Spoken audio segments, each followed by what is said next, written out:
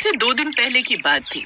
आशा जो एक अमीर घर में काम करती थी, सुबह सुबह सफाई कर रही थी। सोनिया भाभी से आज पगार ले लूंगी। पीहू 2 दिन से बोल रही है कि मैं उसके लिए पिचकारी और गुजिया मिठाई लाऊं। एक काम करूंगी, पीहू के लिए नई फ्रॉक भी ले लूंगी। कब से उसने किसी भी त्योहार पर नए कपड़े नहीं खरीदे। इस बार तो वैसे भी पगार बढ़ाकर दे रही है सोनिया भाभी। उन्होंने कहा था कि वो इस बार पैसे बढ़ाकर देंगी। आशा झाड़ू लगाते लगाते अभी सोच ही रही थी कि तभी उसके पैर के नीचे खिलौने वाली कार आ गई और वो जोर से फिसल गई। आशा के गिरने पर तो उसकी मालकिन ने ध्यान नहीं दिया, बल्कि वो आशा को ही डांटने लगी। ओह नो, ये क्या कर दिया? तुम्हें पता भी है ये शोपीस कितना महंगा था? तुम्हारे साहब लंदन से लाए थे। पूरे 1 लाख का शोपीस था ये। अंधी है क्या? दिखाई नहीं देता? संभाल कर नहीं चला जाता? मालकिन, मुझे पता ही नहीं चला ये खिलौना मेरे पैर के नीचे आ गया और मेरा पैर इस पर पड़ा तो मैं फिसल गई। बहाने बनाने की कोई जरूरत नहीं है। मुझे पता है तुम्हारी औकात नहीं है पैसे वापस लौटाने की। अब एक ही रास्ता है कि इस महीने की कोई पगार नहीं मिलेगी और आज के बाद यहाँ आने की कोई जरूरत नहीं है। मैं तुम्हें काम से निकाल रही हूँ। नहीं नहीं मालकिन, ऐसा मत करो। कल होली है, मुझे घर के लिए सामान खरीदना है। मेरे पास बिल्कुल भी पैसे नहीं है। मेरी बच्ची मेरी राह देख रही है कि मैं उसके लिए होली का यहाँ शोपीस तोड़कर मेरा दिवाला निकाल दिया और तुझे होली मनाने की पड़ी है। निकल जा यहाँ से और आज के बाद यहाँ मत जाना। बेचारी आशा रोती हुई कोठी से बाहर आ गई। उसकी कोहनी से खून निकल रहा था। दरवाजे पर ही पीहू उसका इंतजार कर रही थी। मम्मी, आप मेरे लिए रंग और पिचकारी लाए हो और गुजिया मिठाई भी? पीहू बेटा, मेरे पैसे चोरी हो गए रास्ते में। एक चोर ने चुरा लिए। मैं तुम्हारे लिए कुछ भी नहीं ला पाई।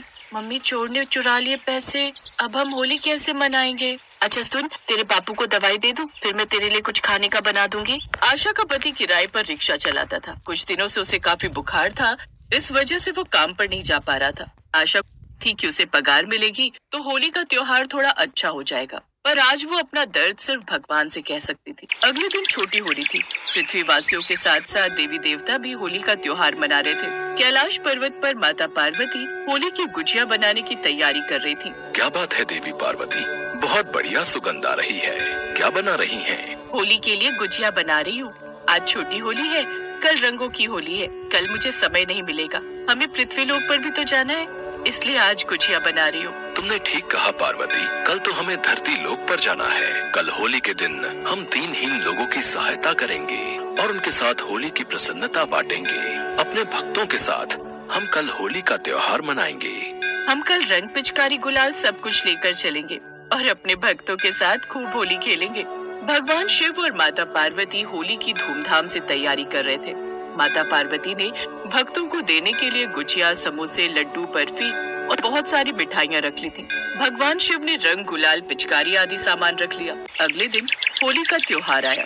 इधर आशा की बेटी पीहू गली में सब बच्चों को होली मनाते हुए देख रही थी और उधर भगवान शिव माता पार्वती के साथ धरती लोक पर होली मनाने के लिए कैलाश पर्वत से निकल चुके थे। भगवान शिव और माता पार्वती ने साधारण मनुष्य का रूप ले लिया था और सेठ सेठानी के रूप में धरती लोक पर हर मंदिर और धार्मिक स्थलों के बाहर पहुंचकर जरूरतमंद लोगों को होली का सामान बांट रहे थे। सुनिए, यहाँ पर तो हमने सबको होली का सामान बांट दिया। हमें अब थोड़ा आगे चलना चाहिए। हाँ हाँ भाग्यवान, चलो हम वहाँ आगे चलते हैं। भगवान शिव और माता पार्वती थोड़ा आगे जाते हैं तो उन्हें अपने घर के बाहर पीहू उदास बैठी दिखाई देती है। भगवान शिव और माता पार्वती अपनी आंखें बंद करके ध्यान लगाते हैं और उन्हें आशा के घर की सारी परेशानी दिखाई दे जाती है। देवी पार्वती, ये आशा की बेटी पीहू है। आज होली के दिन ये बच्ची उदास बैठी है, हमें इसकी सहायता करनी चाहिए। हम आज होली का त्योहार पीहू और उसके माता पिता के साथ ही मनाएंगे। हाँ स्वामी, चलिए हम आज उनके उदास चेहरे पर होली के रंगों की तरह खुशहाली ले आते हैं। भगवान शिव और माता पार्वती पीहू के पास जाते हैं। क्या हुआ बिटिया, तुम इतने उदास क्यों हो? आज तो होली का त्योहार है, आओ हमारे साथ होली खेलो। पर मेरे पास रंग और पिचकारी नहीं है, मैं कैसे होली खेलूंगी? कोई बात नहीं, हमारे पास बहुत सारे रंग, गुलाल, पिचकारी, खाने पीने के लिए मिठाई, गुजिया सब कुछ है। पर आप कौन है? मैं तो आपको जानती भी नहीं। आवाज सुनकर आशा घर के बाहर आ जाती है। कौन है पीहू बिटिया? जी नमस्ते, हम परदेसी हैं, इस गांव में व्यापार के लिए आए थे। ये मेरे पति हैं, हम दोनों शहर में रहते हैं। यहाँ कुछ जमीन खरीदनी थी इसीलिए आए थे, पर आज होली का त्योहार है, इस वजह से हमें यहाँ रुकना पड़ा। आपकी बच्ची बहुत प्यारी है, हमारे पास होली का बहुत सारा सामान है। हम चाहते हैं कि आज हम आपके साथ होली का त्योहार मनाएं। और तो हम किसी को इतना जानते नहीं है। कोई बात नहीं, आप अंदर आइए। हमारे लिए अतिथि भगवान का रूप होते हैं। आज होली के दिन आप हमारे द्वार पर आए हैं, ये हमारे लिए बहुत सौभाग्य की बात है। क्या नाम है बिटिया तुम्हारा? मेरा नाम पीहू है। पार्वती चलो हम पीहू के साथ होली खेलते हैं। हाँ बिल्कुल, चलो पीहू, हम खूब सारी होली खेलेंगे। माता पार्वती और शिव जी सेठ सेठानी के रूप में पीहू के साथ खूब होली खेलते हैं। पीहू के चेहरे पर खुशी देखकर आशा भी बहुत खुश होती है। शिव जी और माता पार्वती ढेर सारी गुजिया और मिठाई लाए थे जो वो आशा को देते हैं। ये तो बहुत सारी मिठाई है सेठ जी। ये तो कुछ भी नहीं है, हमारे पास बाहर बैलगाड़ी में बहुत सारा राशन भी रखा है। पार्वती चलो हम राशन और अनाज अंदर रखवा देते हैं, कहीं ऐसा ना हो कि रंग और गुलाल से खराब हो जाए। भगवान शिव और माता पार्वती होली के त्योहार पर आशा के परिवार के लिए पीहू के चेहरे पर खुशी आने के साथ साथ आशा का घर अनाज और राशन से भर गया। आशा ऐसा लग रहा है कि साक्षात देवी देवता हमारे घर पधारे हैं। आज तो होली के दिन इन्होंने हमारी बिटिया के चेहरे पर प्रसन्नता ला दी, हमारे घर में सुख समृद्धि कर दी। रामलाल जी अब चिंता की कोई बात नहीं, आपकी तबीयत में आपके स्वास्थ्य में बहुत जल्दी सुधार हो जाएगा। काफी देर तक भगवान शिव और माता पार्वती आशा के घर पर रहे। अब आशा के पास राशन अनाज की कोई कमी नहीं थी। शिव पार्वती तो धरती लोक पर आए ही अपनी भक्तों की मदद करने के लिए थे। सबके साथ खूब होली खेलकर सबकी मदद करने के पश्चात वे वापस कैलाश लौट गए। आशा की आंखों में खुशी के आंसू थे। उसे तो पता भी नहीं था कि आज स्वयं शिव पार्वती होली खेलने के लिए उसके घर पर आए थे और होली के शुभ अवसर पर उसके घर में खुशियों के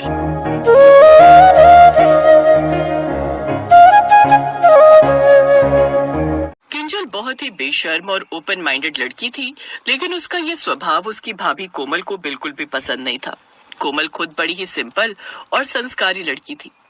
वो नई नई शादी करके अपने ससुराल आती है। कोमल जितनी सिंपल थी उसकी ननद उतनी ही मॉडर्न थी।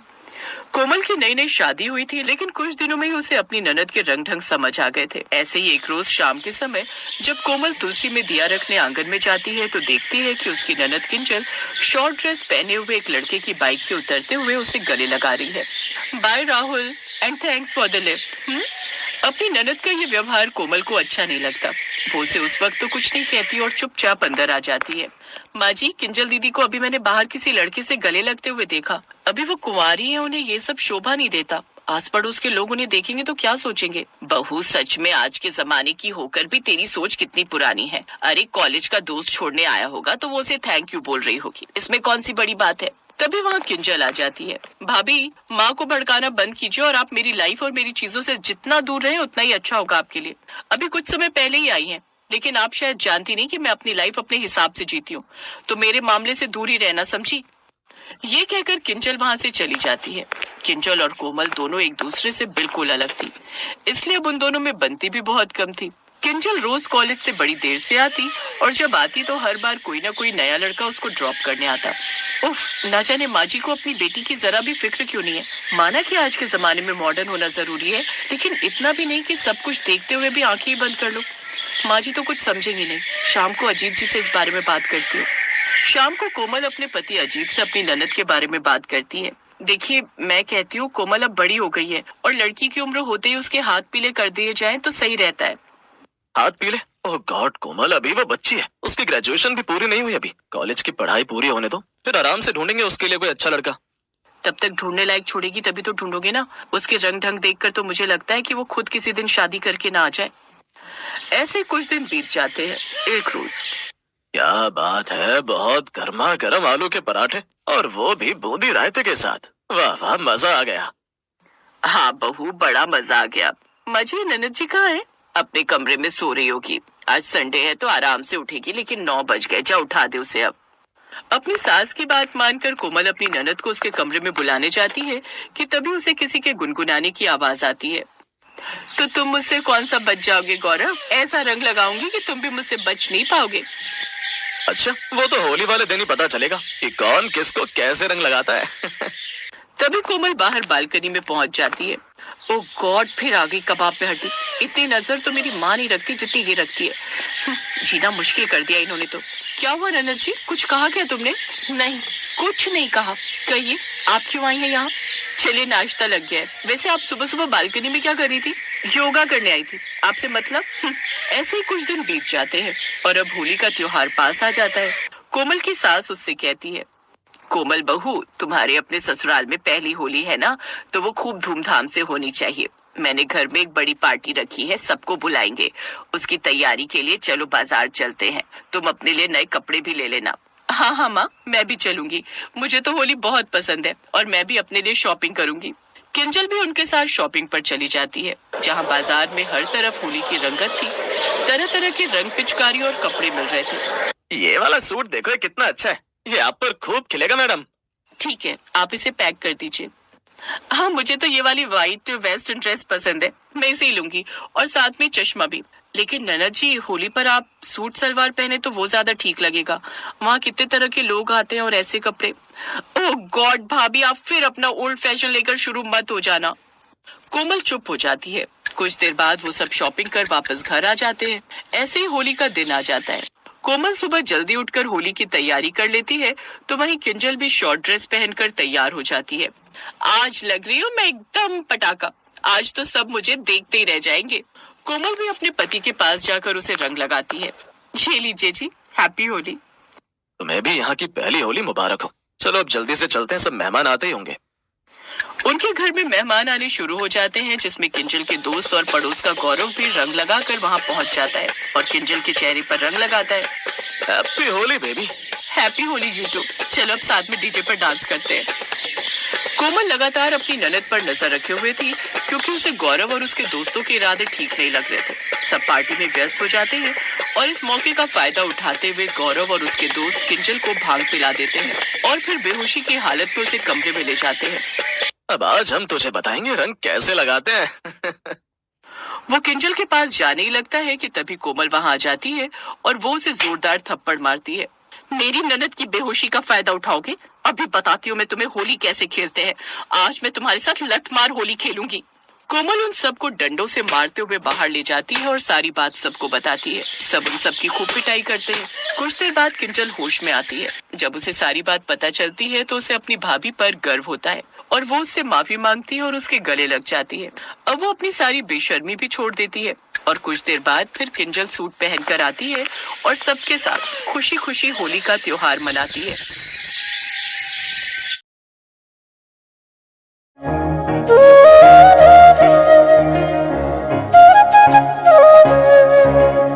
किंजल बहुत ही बेशर्म और ओपन माइंडेड लड़की थी, लेकिन उसका ये स्वभाव उसकी भाभी कोमल को बिल्कुल भी पसंद नहीं था।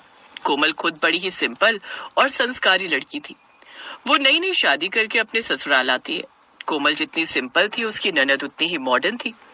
कोमल की नई नई शादी हुई थी, लेकिन कुछ दिनों में ही उसे अपनी ननद के रंग ढंग समझ आ गए थे। ऐसे ही एक रोज शाम के समय जब कोमल तुलसी में दिया रखने आंगन में जाती है, तो देखती है कि उसकी ननद किंजल शॉर्ट ड्रेस पहने हुए एक लड़के की बाइक से उतरते हुए उसे गले लगा रही है।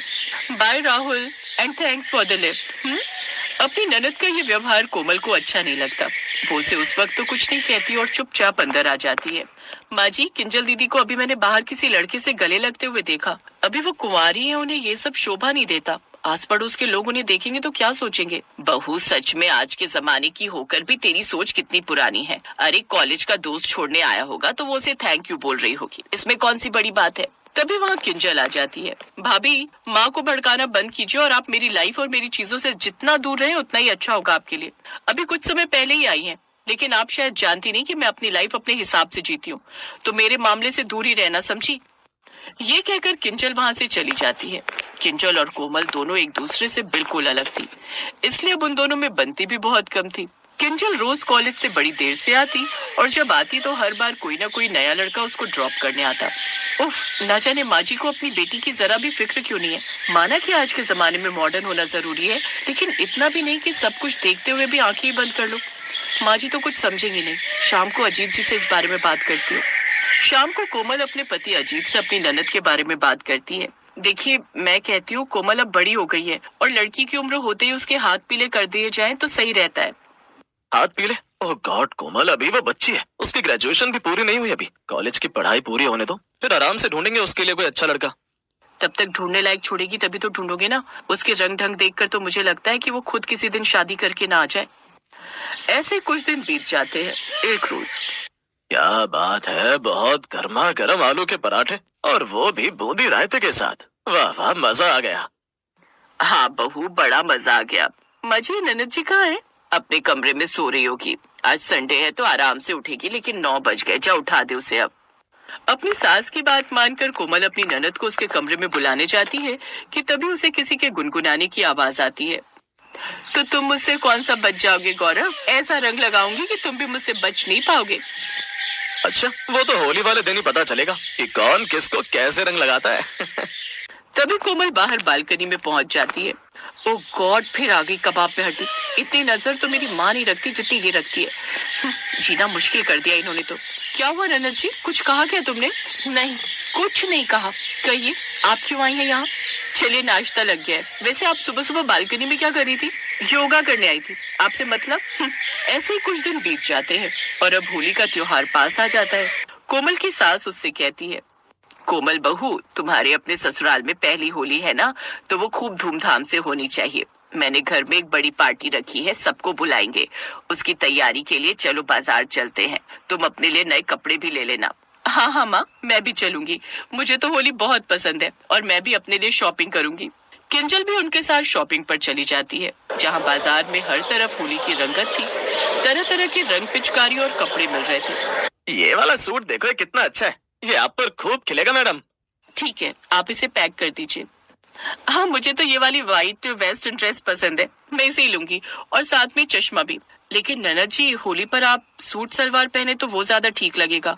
वहाँ कितने तरह के लोग आते हैं और ऐसे कपड़े। ओह गॉड भाभी, आप फिर अपना ओल्ड फैशन लेकर शुरू मत हो जाना। कोमल चुप हो जाती है। कुछ देर बाद वो सब शॉपिंग कर वापस घर आ जाते हैं। ऐसे ही होली का दिन आ जाता है। कोमल सुबह जल्दी उठकर होली की तैयारी कर लेती है, तो वहीं किंजल भी शॉर्ट ड्रेस पहनकर तैयार हो जाती है। आज लग रही हूँ मैं एकदम पटाखा। आज तो सब मुझे देखते ही रह जाएंगे। कोमल भी अपने पति के पास जाकर उसे रंग लगाती है। ये लीजिए जी, हैप्पी होली। तुम्हें भी यहाँ की पहली होली मुबारक हो। चलो अब जल्दी से चलते हैं, सब मेहमान आते ही होंगे। उनके घर में मेहमान आने शुरू हो जाते हैं, जिसमें किंजल के दोस्त और पड़ोस का गौरव भी रंग लगाकर वहाँ पहुँच जाता है और किंजल के चेहरे पर रंग लगाता है। Happy Holi baby. Happy Holi YouTube. चलो अब साथ में डीजे पर डांस करते हैं। कोमल लगातार अपनी ननद पर नजर रखे हुए थी, क्योंकि उसे गौरव और उसके दोस्तों के इरादे ठीक नहीं लग रहे थे। सब पार्टी में व्यस्त हो जाते हैं और इस मौके का फायदा उठाते हुए गौरव और उसके दोस्त किंजल को भांग पिला देते हैं और फिर बेहोशी की हालत में उसे कमरे में ले जाते हैं। अब आज हम तुझे बताएंगे रंग कैसे लगाते हैं। वो किंजल के पास जाने ही लगता है कि तभी कोमल वहां आ जाती है और वो उसे जोरदार थप्पड़ मारती है। मेरी ननद की बेहोशी का फायदा उठाओगे? अभी बताती हूँ मैं तुम्हें होली कैसे खेलते हैं। आज मैं तुम्हारे साथ लठमार होली खेलूंगी। कोमल उन सबको डंडों से मारते हुए बाहर ले जाती है और सारी बात सबको बताती है। सब उन सबकी खूब पिटाई करते हैं। कुछ देर बाद किंजल होश में आती है। जब उसे सारी बात पता चलती है तो उसे अपनी भाभी पर गर्व होता है और वो उससे माफी मांगती है और उसके गले लग जाती है। अब वो अपनी सारी बेशर्मी भी छोड़ देती है और कुछ देर बाद फिर किंजल सूट पहनकर आती है और सबके साथ खुशी खुशी होली का त्योहार मनाती है।